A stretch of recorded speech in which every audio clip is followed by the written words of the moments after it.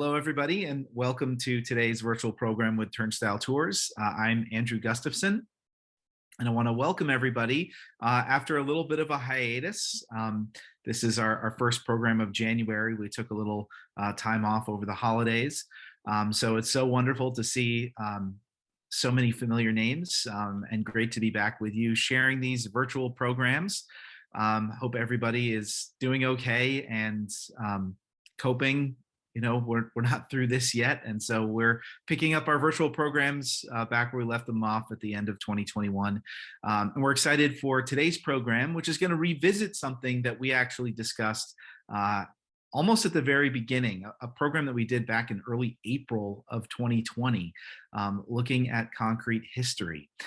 So we're going to be exploring the important role that Brooklyn played in the development of reinforced concrete in the United States and some really significant landmarks in the history of concrete that you can still find around the borough today.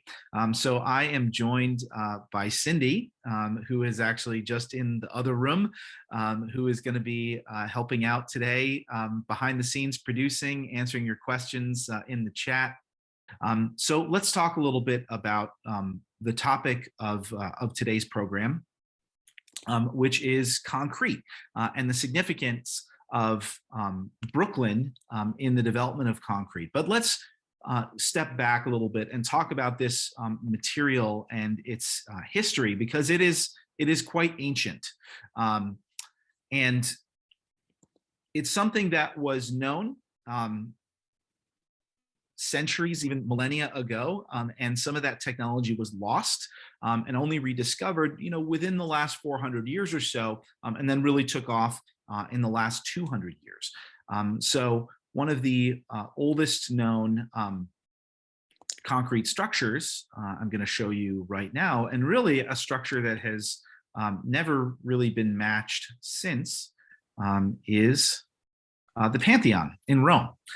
So this was built in the 2nd century AD, and this dome is made of concrete, and something that subsequent generations were not able to replicate, and something that would still be a challenge to replicate today using the technology that was known at the time.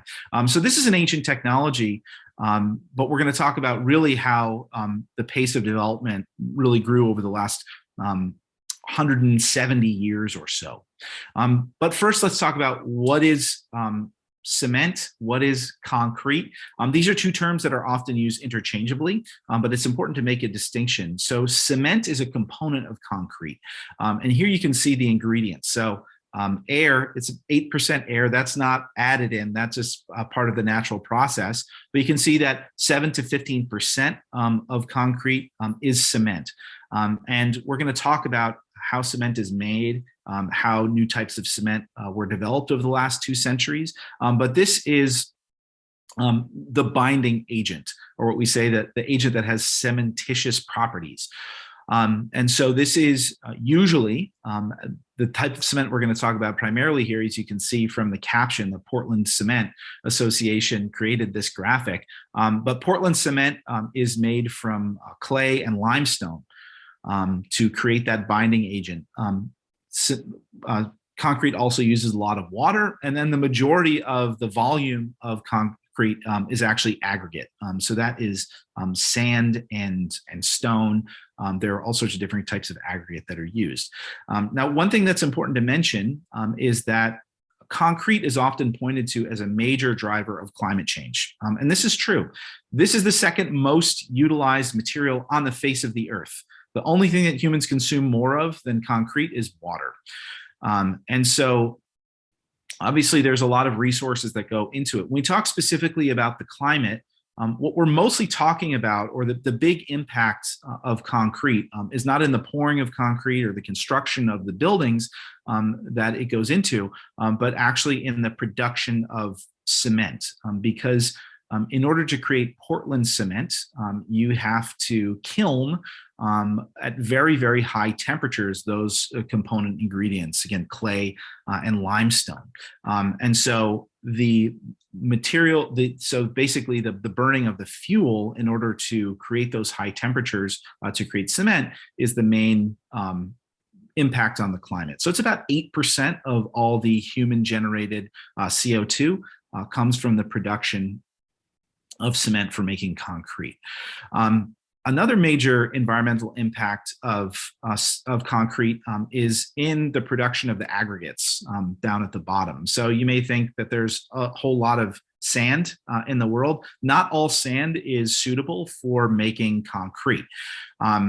It's actually preferable to use sand that is coarser and has been eroded by water as opposed to eroded by wind. So we can't just take the entire Sahara Desert and turn it into skyscrapers.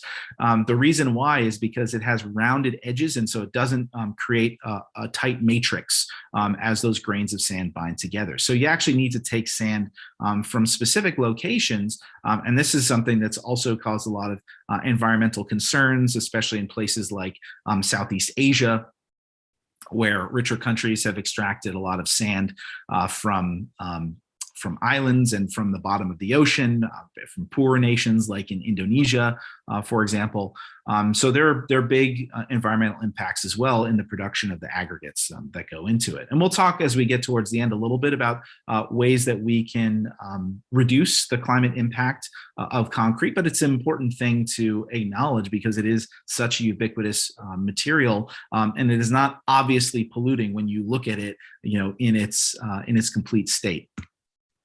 So this is a little bit about the process of making Portland cement. So this was an important innovation. This was invented in England in 1824, and really allowed for much stronger types of concrete to be created. But again, this is the process that I just described. So you grind that limestone and clay, and through the heating process, you transform that calcium carbonate into calcium oxide. Notice that that calcium oxide doesn't have carbon in it anymore, so that is produced in the form of CO2 as it goes out the stack. You can see on the left-hand side, and then Portland cement comes down the bottom. You also add other minerals to it, like gypsum. And then, of course, they're working on replacements for some of this material that can either be burned at lower temperatures or can place a lot of the volume of this limestone and clay and doesn't need to be kilned in the same way. So this is the basic kind of component parts of concrete. What we're going to talk about today primarily, though, is reinforced concrete, because that's where Brooklyn played a really important role. It wasn't invented in Brooklyn, but New York City played an important role in introducing this technique of construction to the United States. So you have your component parts that make up your concrete, but reinforcement is important because you're basically embedding this concrete with a lattice work, as you can see. A typical example here, if you've seen any construction site, you know exactly what this is. So this is the reinforcing bar, or the rebar, that goes inside it. And then you can see wood is the formwork that's going to hold that wet concrete in shape while it cures and hardens. We're going to talk about the different types of rebar as well, and how the different reinforcing systems work. Again, not something that was invented in New York City, and also not something that was invented in the United States or even invented for buildings. We did a program last year about concrete shipbuilding. And actually, the first example of using what was sometimes called ferro cement, or iron reinforced concrete, was actually in the construction of a boat. So this is Joseph Louis Lambeau's ferro cement boat, which you can find on display in Brignoles, France. So this was created in 1848. And so the French played a really big role in the development of reinforced concrete. So it started with this humble little boat that was sort of an experiment. And the person who took it to the next level was a guy named Francois Coignet.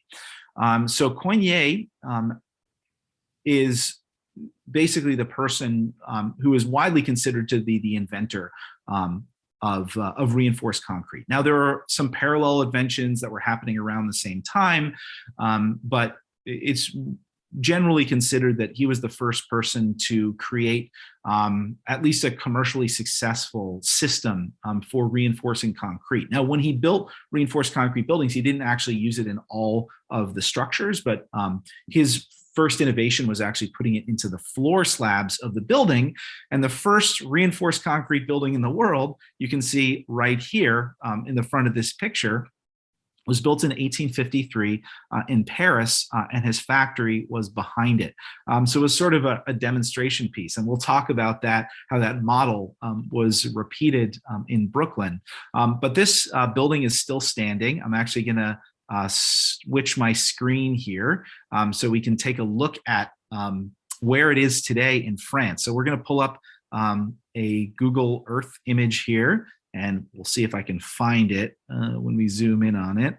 So here's the Seine River in France. This is the Saint-Denis section of Paris. I'm gonna zoom in right here. See, oh, and there it is right there. This little humble building, which you can see is, oh, I zoomed in too far, which you can see is not in great shape. But it is still standing. It is not a museum, as it maybe should be, and you can see that the remains of Francois' original factory are pretty much gone, with the exception of this house right here. He created this, and it was a little bit of a sensation. And he actually put on a demonstration of his technology at the Paris Exposition in 1855, where he started to build up his business. But it really took off at the next Paris Exhibition, which is in 1867, which is when Americans took notice of it. Here you can see a closer image of that house from 1853. Again, not in very great shape. Okay, so 1867, Francois Coignet demonstrates his technology at the Paris Exposition, and there was a group of 3 Americans who were there and took an interest in this technology, and they actually licensed it from Coignet to set up the first reinforced concrete manufacturing company in America. So they were General Quincy Adams Gilmore, R.O. Glover, and John C. Goodrich. And they created a company which is called the Coignet Agglomerate Company, which was also known as the New York and Long Island Coignet Stone Company. And so they organized that in 1869, and they built their first factory actually at the corner of Smith Street and Hamilton Avenue. Nothing remains of what was their factory, and it also didn't last for very long, because by 1872 they moved to this location, which is at the corner of 3rd Avenue and 3rd Streets. And one of the first things they built in 1872, 1873 was this house. So this is known as it's sometimes called the Pippin Building. It's also, but it's more widely known as the Coignet Stone Company building, or the Beton Coignet building. And it's widely regarded as the oldest reinforced concrete building in America. And it was also built as a demonstration. They were actually not so interested in showcasing the reinforcing technology, but the decorative possibilities of using concrete. And so you can see the building has all these sort of ornate columns. It has these lintels on the corner of the building, and all this work on the cornice and around the windows. That was all done in concrete. So they created these elaborate molds for molding concrete. And you can see behind it is where their factory was. So again, this was a demonstration piece, so people walking by would see, what this amazing new technology was. The building is still there. It is for sale. If you're interested, it's only $5.5 million. They dropped the price from $6.5 million, but the building has sat vacant for many, many years, a few decades actually. But you can see that there's no longer a factory around it. What instead is around it is the Gowanus Whole Foods, which you may be aware. And there was an interesting arrangement that was made when Whole Foods built that store, in that they agreed to pay for the refurbishment of the building. So the building had some brickwork facades and other things done to it. So they basically restored it to its original look as it looked in 1872. But Whole Foods did not get the building or the land as part of their agreement to build the store. So it's still with the old owner, and they're still trying to get $5.5 million for it. It wasn't just a showpiece when it was built, but it was also the offices of the company. And the company actually did pretty well in its early days. So much so that in the 1870s, because they were bringing in so much material in Portland cement and in aggregate, that it actually spurred the expansion of the Gowanus Canal, because the Gowanus Canal is just right behind this building and the Whole Foods today. So this is really a very significant landmark in the history of concrete in the United States. But there are other buildings and projects that you can see around Brooklyn that they worked on as well.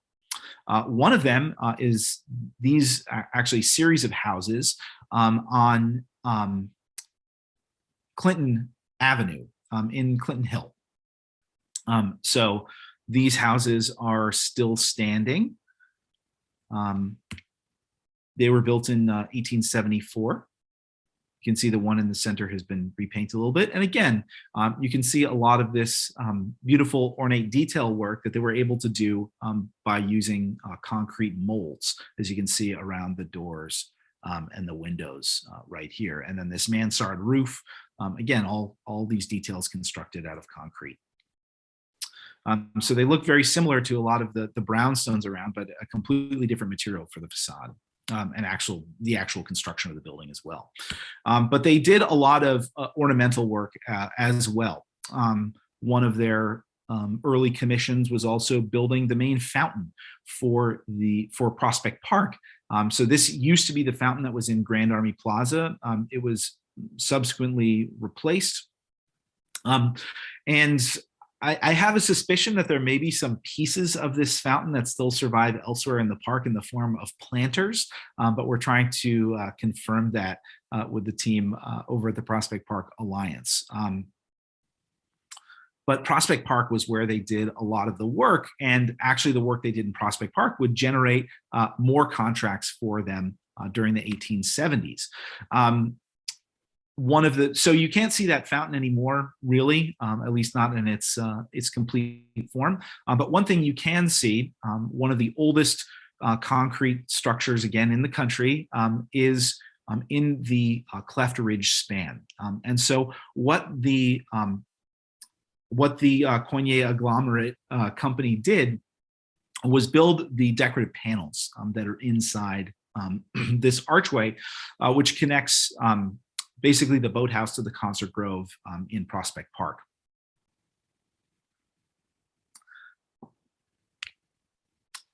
So here you can just get a look of what it looks like inside the tunnel, and here's a close-up of these panels. So again, they were very proud of the different decorative material, the different decorative ways that you could use this material. I think there's 256 panels. Each one of these is actually 4 panels, as you can see here. I think there are like 256 that are inside the Cleft Ridge span. 3 of them are upside down. So you can walk through the tunnel and see if you can spot the ones that are upside down. But Cindy, did you have a question?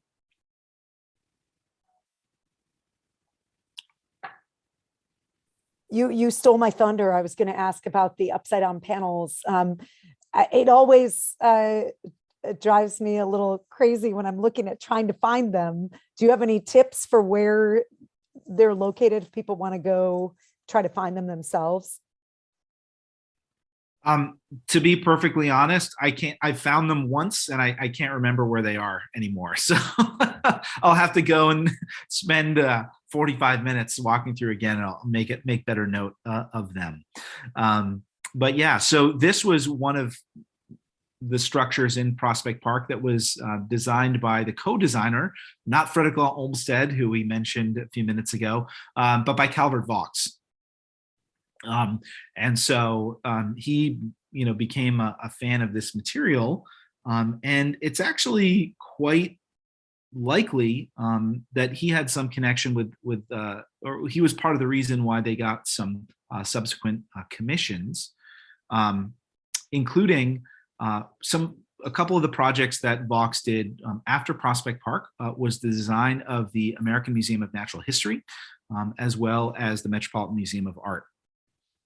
And so there was some decorative work that was done by this company for those projects as well.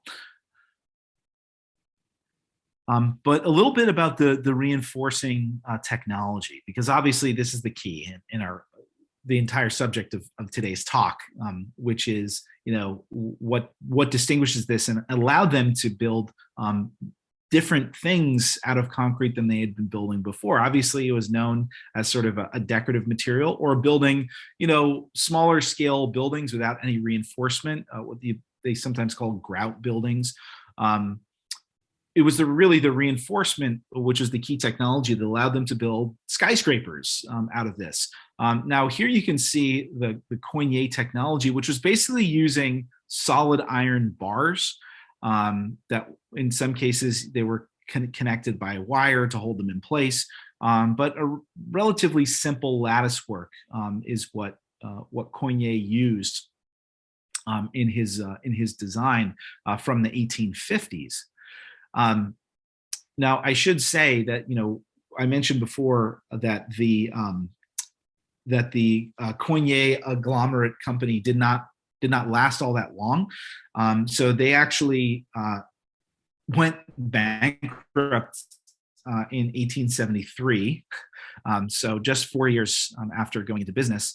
And then they were reorganized and they went bankrupt completely in 1882. So the company wasn't around for that long, and it would actually take a couple decades before this technology would catch on again, at least in the New York area. But somebody else was working on important innovation in the reinforcement technology, and this is an innovation that we still see in reinforced concrete today. This is a guy named Ernest Ransome. And he developed the Ransome method, which, if you've seen rebar on a construction site, you're basically looking at Ransome rebar. So his main innovation was, rather than using just solid iron bars, was actually twisting those iron bars. And so basically what that did was create more surface area. And actually the oxidation creates a chemical bond between the cement and the iron. And helps to strengthen it. So he started to develop more complex lattice work as well. But this twisted rebar with a rough surface was a really key innovation. Not something he did in New York. He was actually based on the West Coast, and his first building, which is regarded as the first large-scale reinforced concrete building in the country, was the Arctic Oil Works in San Francisco, which was built in 1884. So this was actually a whale oil processing factory. At the time, San Francisco was the key whaling port on the Pacific, and this was the building that was constructed using the Ransome method. So he builds this building in 1884. That's also when he gets his first patent.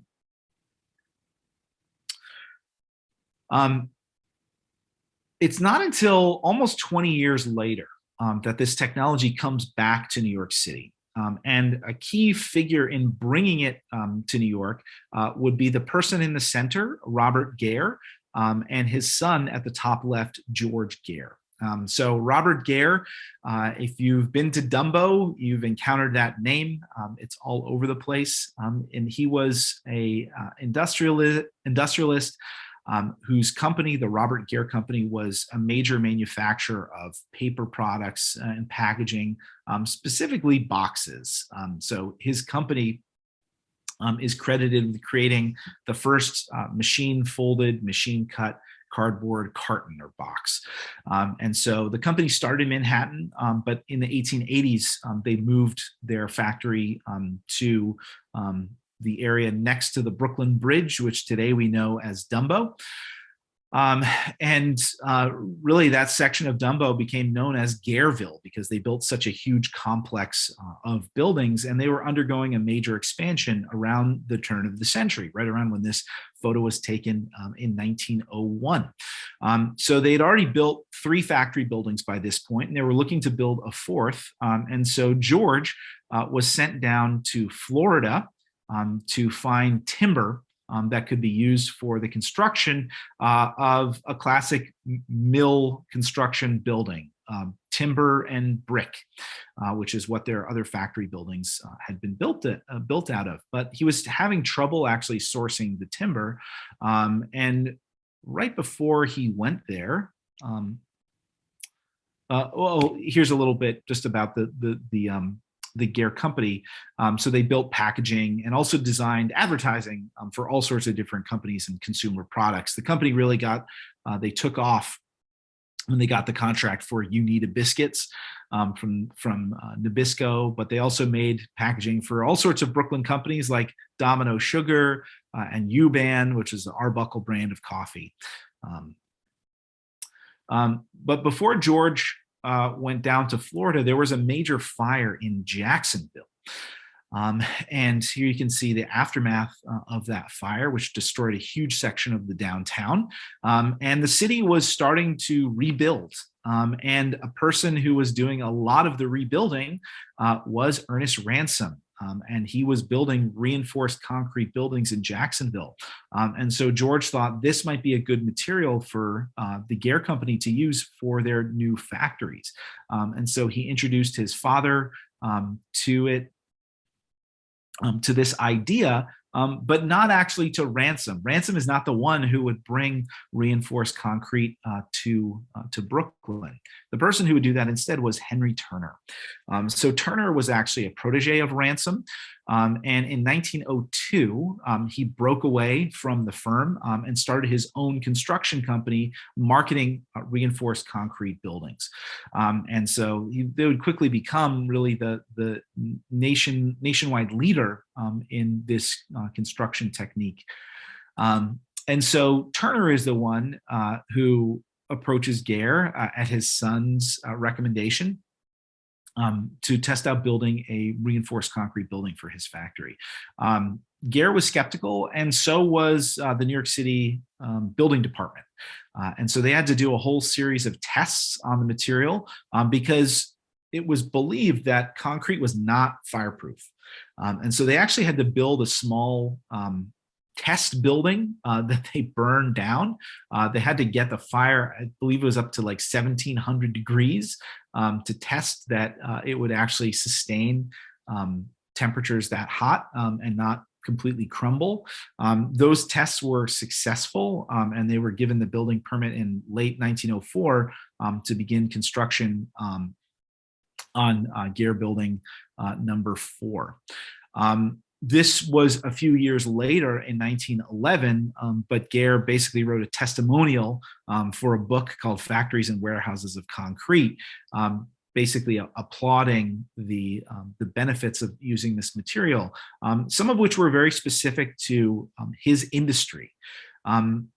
For one, it was fireproof. It truly was. And being in the paper business, that was very important. They're moving a lot of flammable material, but they were also in the printing business. And so humidity control was much easier with concrete buildings than it had been with much more porous brick construction. So that was very important for them for controlling humidity for their printing process. They're also using a lot of automated heavy machinery. And so concrete was better than brick and cast iron or other materials for vibration control as well. So it allowed them to do much more precision work, even on the upper floors of these buildings. So those are some of the advantages that Gare pointed to. And it began a long relationship where Turner would actually build a whole series of buildings over the next 10 plus years in Dumbo. So here you can see one of them. This is 55 Washington Street, where you can see the Robert Gare sign, again embossed into the concrete. And this is the complex. and so this is building, so over here in the foreground, we can see those brick buildings. So these are basically buildings 1, 2, and 3. This is building number 4. Building number 5, this is Gare building number 6, and then number 7, the last one to be built, which was built in 1916, is now known as 1 Main Street, and it's the building in Dumbo with the clock tower on it. This upper clock tower section right here is also the most expensive apartment ever sold in Brooklyn. I think it still holds the record, but that's that 3-story clock tower on top is actually 1 unit, because some of these buildings are now residential buildings, and some of them are commercial office buildings, but all owned by by Two Trees, which is the development company which refurbished these buildings, and so much of Dumbo starting in the early 1980s. But yeah, so this is what was known as Gareville right here. And so this would really be, we talked about the Arctic Oil Works in San Francisco being the first large-scale reinforced concrete building in America. You could point to these Gare buildings as the first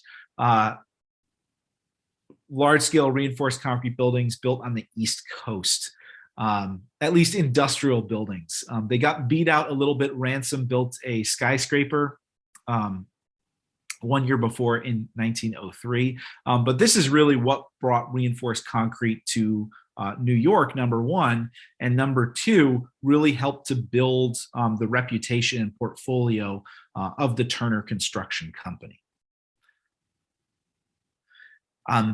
And Gare loved the buildings so much that he recommended them to his close friend, John Arbuckle, who ran a huge coffee roasting business also in Dumbo. And actually, when he spoke to Robert's son, George, about the idea of having Turner build a concrete building for him, he said that the building would crumble as if it was made of adobe. But actually, the Arbuckle Company suffered a series of really serious fires in a few years after the Gare buildings were built. And so he was convinced. So 20 J Street for a period took the record as the largest reinforced concrete building in New York, that would then be superseded by some other buildings that we'll look at. So again, this word of mouth was important in helping to propagate this technology. Now, there were other competing technologies for reinforcing systems, and another significant architect who we should talk about, who is Albert Kahn. Now, Albert Kahn was an architect, and with his brother, Julius, developed what was known as the Kahn system, where they also marketed their own reinforcement system. And so rather than use twisted metal, it actually used a series of flat metal bars, and then they would be cut and have these sort of flanges folded up at 45-degree angles to create the reinforcing system, as you can see here. Now, Kahn actually does not have a great deal of work in New York City. He was primarily known in the Midwest, specifically in Detroit. He's known as the architect of Detroit because he built a number of large-scale automobile plants, including the first assembly line for Henry Ford, which was in Highland Park, Michigan. Now, this is the addition to that original Highland Park plant, which is also designed by Kahn, and we'll talk about this building specifically in just a minute. But he was really known as one of the preeminent industrial architects in the United States. Probably the biggest example of his work that you can find in New York is a building we're very familiar with because it's actually right across the street from the Brooklyn Navy Yard. And that is the Mergenthaler Linotype Company buildings. So here's the Navy Yard over here. This was taken in 1945, so you can see all the World War II expansion we'll talk about in a minute. But it's this complex of buildings right here that basically covers 2 city blocks. That was the Mergenthaler linotype company. So they manufactured linotype machines, which was basically the first successful automated typesetting machines that were used by newspapers and book publishers all across the world. The business moved to Brooklyn right around the turn of the century, and Albert Kahn built a series of factories for them between 1907 and 1912 that they would occupy up until 1958. So basically this building right here, and then portions of these buildings over here. This one you can see in the foreground. This was actually built in 1943, another reinforced concrete building, but it was actually built by the Defense Plant Corporation for the defense contracting work that Mergenthaler was doing, mostly building optical equipment like gun sights and things like that during World War II. And then it later became a VA hospital. So it's a big reinforced concrete building, but not one that's connected to Albert Kahn. So this is one of the few examples of his work that you can see in New York. About 5 years ago, we got a tour inquiry from a person who's was related to Albert Kahn. And so they wanted to do a tour about it. And so we took them here and to the Brooklyn Navy Yard, which was pretty interesting talking to them. But back to Turner and the use of the ransom method. When the company really took off was during World War I. They got a huge number of contracts from the federal government for building all sorts of defense-related facilities. This image comes from a book that was written, a record of war activities, looking at all of their wartime projects. And this is not a picture of the Brooklyn waterfront. This is actually a composite of all the different projects they did around the country. Many of them actually in Brooklyn. So we can see right here, this is the Brooklyn Army Terminal, which we'll talk about in a minute. But over here, we can see basically the Brooklyn Navy Terminal, which was the Naval Fleet Supply Base built up on 29th Street, also in Sunset Park. Very similar kind of structure to the Brooklyn Army Terminal. And then, you know, there are a couple buildings that are in the Brooklyn Navy Yard that are on here as well. A lot of barracks and other buildings, office buildings built in Washington, D.C. So you can see the whole list of them down at the bottom. So if you want to look at a monument in the history of concrete construction, look no further in Brooklyn than the Army Terminal. We won't go deep into the history of it, but it was designed by architect Cass Gilbert. Cass Gilbert, much better known for very ornate buildings, working in different styles, the Beaux-Arts style, working in the Neo-Gothic style, you know, designing the Minnesota State Capitol, as well as the Woolworth Building and the Custom House in Lower Manhattan. He had moved to New York, I guess about 20 years before this, less, about 15 years before this, and really started to make a name for himself with like the Custom House, the Broadway Chambers Building, and the Woolworth Building, which was the tallest building in the world. But the war came along, and he was approached to design a new supply depot for the Army in the Sunset Park section of Brooklyn. While he wasn't publicly known as an industrial architect, he actually did have experience with industrial architecture, and we can see sort of the predecessor to the Brooklyn Army Terminal elsewhere in Brooklyn. Here he is, that's Cass Gilbert right there at the construction site at the Army Terminal. But if we go to Williamsburg on Kent Avenue, you can find the Austin Nichols and Company building. This was built as a distribution warehouse for a large grocery firm. And so it was designed in what was called the Egyptian Revival style.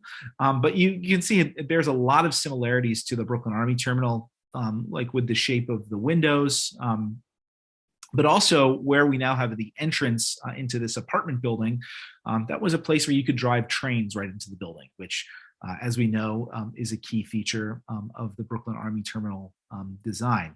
Interesting thing about the Austin Nichols and Company building, as I said, it's been turned into an apartment building. One of the few structures in New York City history since the introduction of the landmarks law that was landmarked and then had that landmarking designation overturned by the city council. But the building is still intact. I don't think anybody's going to be tearing it down. But really shows that Cass Gilbert had experience in this type of industrial architecture, designing, number one, designing warehouses, number two, designing buildings that integrated with railroads, and number three, using reinforced concrete. And this is actually his first reinforced concrete building when it was completed in 1915. So fast forward to 1918, he gets the commission for designing the Army Terminal. And they chose reinforced concrete for a number of reasons. For one, it was wouldn't use a large volume of strategic material if they were, say, for example, to build this as a steel frame building. There obviously is steel in the reinforcing bar, but not as much as if they use more traditional construction methods. Number two, they could build it very, very fast.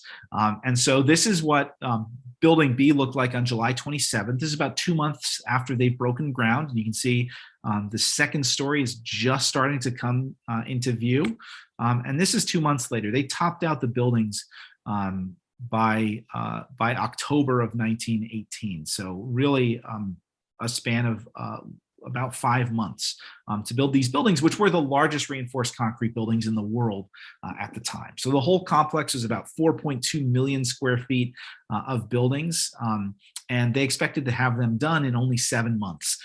World War I ends, so that actually in November of 1918, they are aiming for a December 31st deadline to complete construction. And so 7 weeks short of that, the war is over. And then they face a number of labor disruptions and just lack of support and interest from the federal government to get this building done as quickly as they had when the war was actually happening. And so it's not complete until the following September. So the whole thing is done in about 17 months instead of 7. But again, a huge, huge construction project. There were 12 cement mixers that were built on site for pouring all of this concrete, and most of it was moved, as you can see here, by hands, by horses and wagons and workers. About 7,000 workers on the construction site. And this is what it looked like on the inside. There was another important invention that wasn't the work of any of the architects or engineers that we've talked about.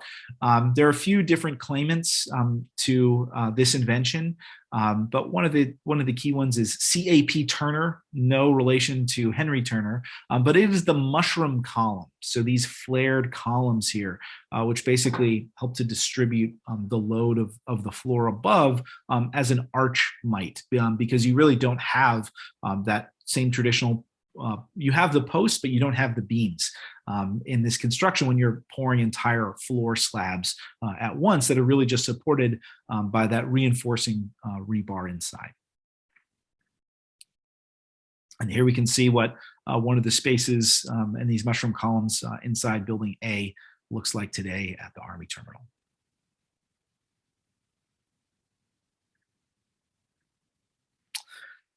And so this is obviously the most famous feature of the Army Terminal, which is the atrium. And so this was the main cargo handling area where trains would be driven directly into the building, as you can see down here. And then up here, you have this 5-ton electric gantry crane that can move the length of this space on a track, pick up items from these train cars, and then drop them into these balconies for movement into the warehouse.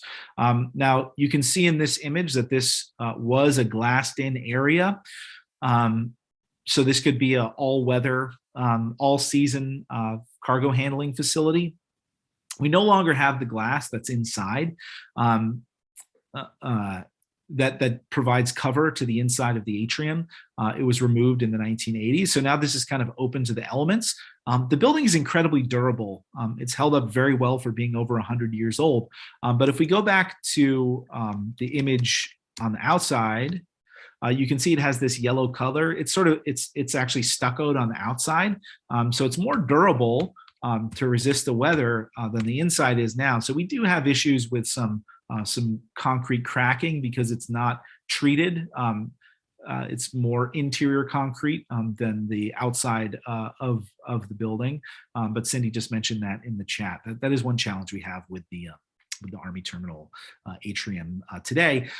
Obviously, the train tracks are not functional anymore, and these gantry cranes are still in place, but they don't operate anymore. So this is now sort of just a big hallway for the building. The balconies are largely used by the tenants for things like their HVAC systems, but some have patio furniture and stuff out there. And this is what the space looks like today. It's hard to tell from this photo, but the glass is removed. So a huge monumental space. Now I said before that I would mention that Highland Park Ford plant. Again, this is what the inside of that building looks like. So this is that building designed by Albert Kahn. The Ford Motor Company was actually brought in. They brought in consulting engineers to help them implement this atrium design that Kahn had created in Highland Park for the Brooklyn Army Terminal. So although there are very few Albert Kahn designed buildings in New York, every time you look at the Brooklyn Army Terminal, you're looking at a Kahn design, which he first did here in Michigan. This building is still owned by Ford, but one key difference is that these balconies are actually made of steel, and many of them, as I've been told, have rusted and fallen down. Unfortunately, the building is in pretty rough shape. There was an effort, which you can see where this image comes from the Ford Highland Park Plant Preservation Project, to try and get Ford to take care of it and preserve some of it, but it's really just a giant kind of storage warehouse now that is in not very good shape.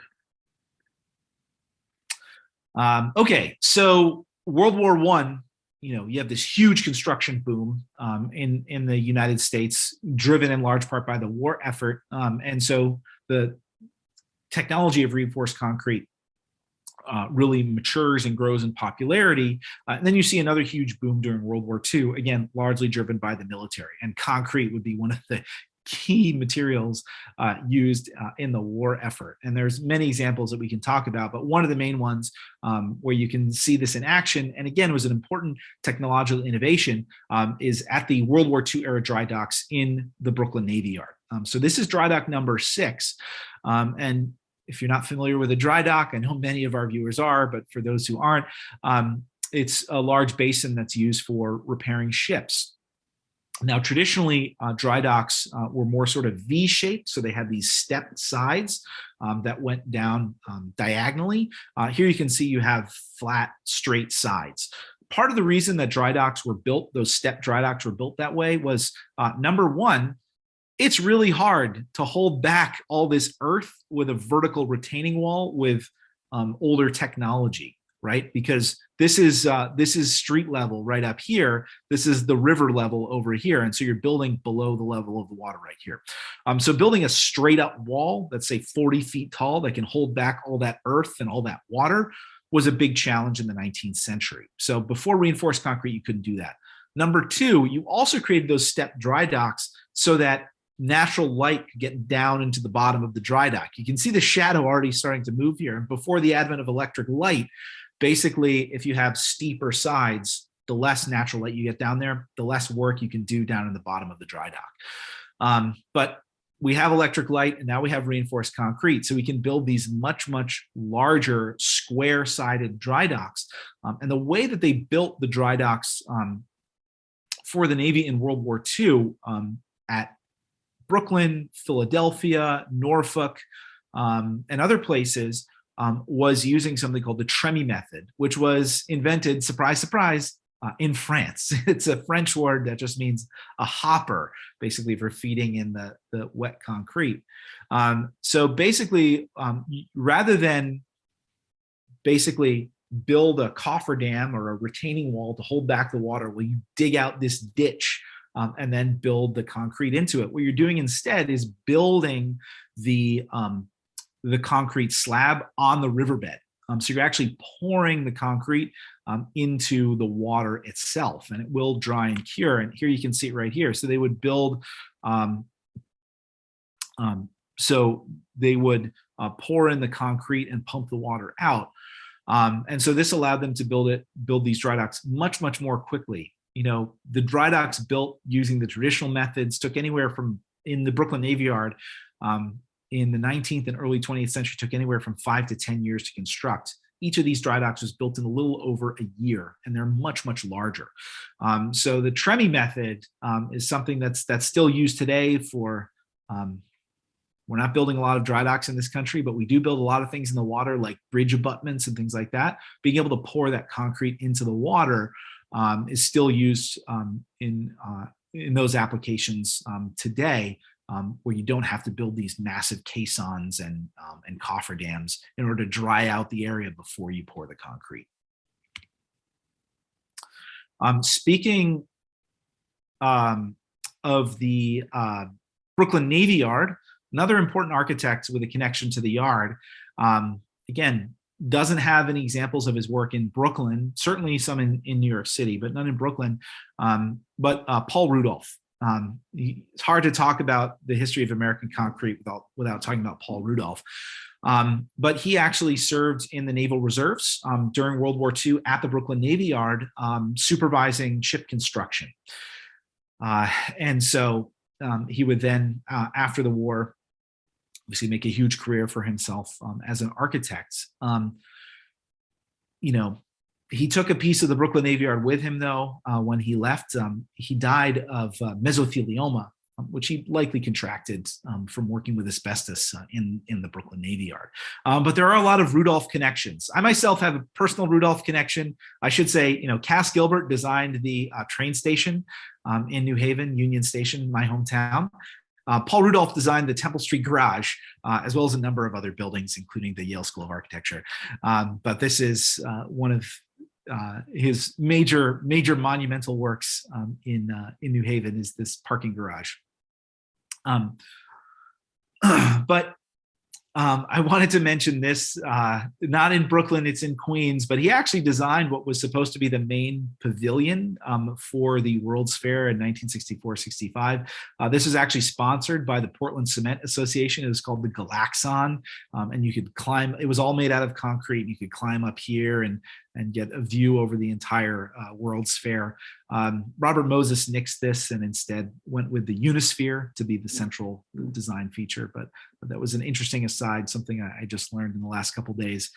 But going back to the Brooklyn Army Terminal, the Army decommissions the terminal in 1966, December 1966. Almost exactly a year later, the Morgan Annex Post Office, the Postal Sorting Center on the west side of Manhattan, 10th Avenue and 30th Street, burns down. And the Postal Service moves their main sorting center into the Brooklyn Army Terminal, and it remains there until 1973. Rudolph actually designed a replacement for the Morgan Annex building in Manhattan. So there's sort of this tenuous connection to the Brooklyn Army Terminal, but I want to mention it because it's quite interesting. The federal government was calling for just a 3-story warehouse, simple concrete building. And there was a huge demand for affordable housing in Chelsea, still is, but one solution that was proposed, designed by Rudolph, was actually to build this housing structure on top of that warehouse building in 1974. So this is a Rudolph design that was never built, but it only came about as a result of the fire here at Morgan Annex, which led to the post office moving to the Brooklyn Army Terminal. So interesting connection there. But yeah, ultimately there are no Rudolph buildings in Brooklyn. So I was looking for connections because it was an architect who I wanted to talk about when you talk about the history of reinforced concrete, a very, very important figure. And one of the last things I just want to mention here is, you know, concrete again, is the second most utilized man-made material on Earth. And so we use a lot of it in New York City. So much is constructed out of it. And that material has to come from somewhere.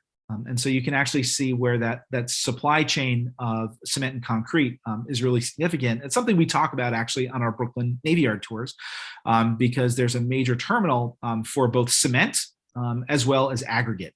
So here we can see one of the piers of the Brooklyn Navy Yard. This is Pier K, and you can see this vessel is offloading onto the Matilde right here. This is the complex run by Lehigh Cement, which is a subsidiary of Heidelberg Cement, which is one of the largest cement companies in the world.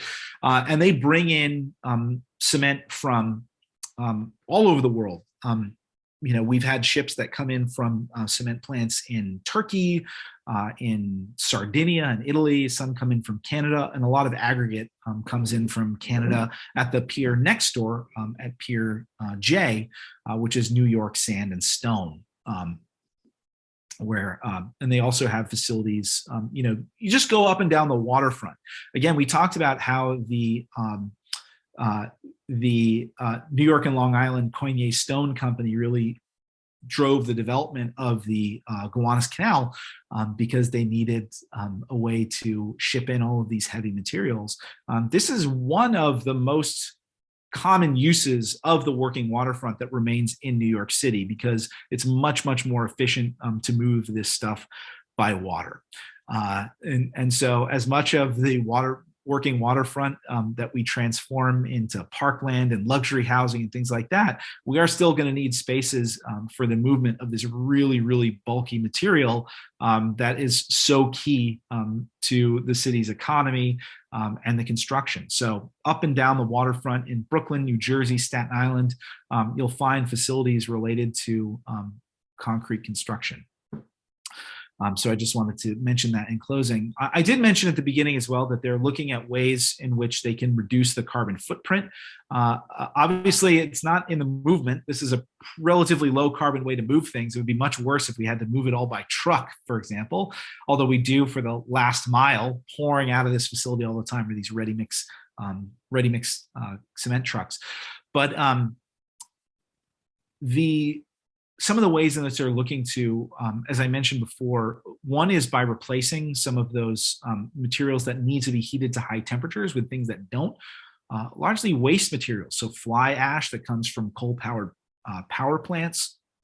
You can also take waste material that comes out of blast furnaces, and it does have some cementitious properties. Now, you do have to mix it to some degree with Portland cement. You can't completely remove that limestone kilning process, at least where we're at right now, and at least not at any scale. But that's one of the ways. And the other way is by using different minerals that can actually be burned at a slightly lower temperature. So rather than having to bring it up to 1400 degrees, you only have to bring it up to 800 degrees, and that will reduce the carbon impact.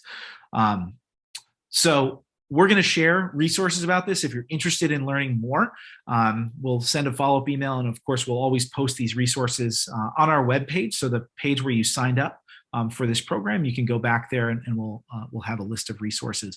I want to thank everybody for joining us today. Hope you found this interesting. It's one of my favorite topics to talk about, and I love how it connects with many different sites that we work at, as well as our interest in architecture and infrastructure. Please let us know if you have any other questions or follow-up, and we will see you on Monday. We're going to be talking about public markets. Cindy and I will be hosting that program, looking at public markets across the country. And then join us on Sunday, February 6th for a special program we're doing about Frederick Law Olmsted's travels abroad with the Olmsted Beale House live from Staten Island. So thank you all so much. Have a great day, and we will see you next week.